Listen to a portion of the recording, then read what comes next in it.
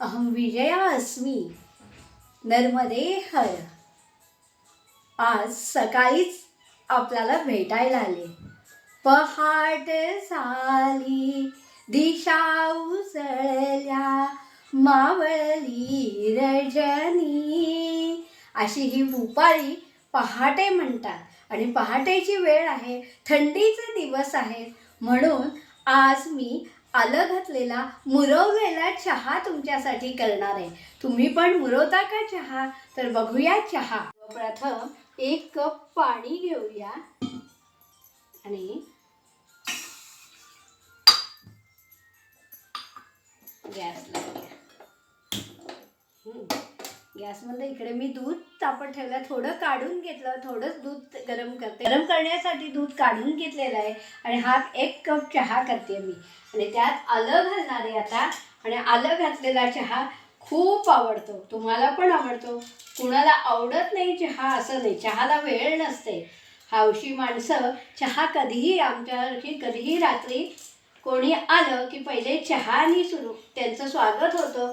त्यामुळे आता मी आलं घातलेला, वाफळलेला, मुरवलेला चहा करणार. जरा हळूच फुटते. थोडा 1 इंचाचा तुकडा घेतला आणि तो फुटते. आता तो चहा फुटून घालायचा. तर चहाला उकळी आला, म्हणजे पाण्याला उकळी आली, आधी हे असं आलं कुटून घालायचं. कुटून घातलं की उकळल्यावर घातल्यावर दर्प येतो. आणि आता पहिले चहा पावडर घालायची ती आणि साखर घालायची.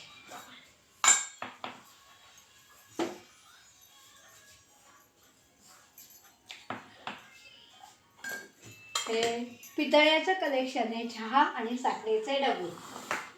हे दुधाचं पातेलं माझ्या मैत्रिणीने दिलंय, शिल्पा गोखलेने. आम्ही कीर्तन शिकायला एकत्र होतो.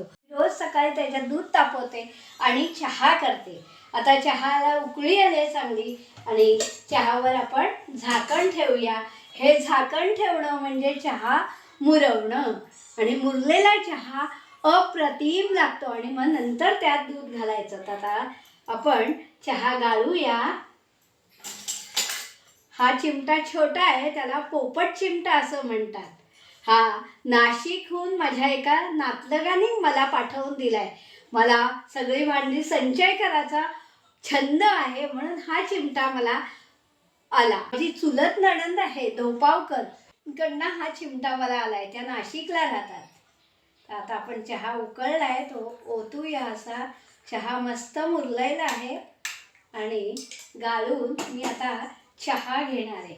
तुम्ही चहा किती वाजता आणि कधी घेता? आवडतो का तुम्हाला चहा? तर सुप्रभात. मी आता चहा पिणार आहे आणि माझ्या दिवसाची सुरुवात करणार आहे. तुम्हाला सर्वांना सुप्रभात. मस्त चहाचा उकळलेला मुरलेला चहा प्यायला या. धन्यवाद. नर्मदे हर.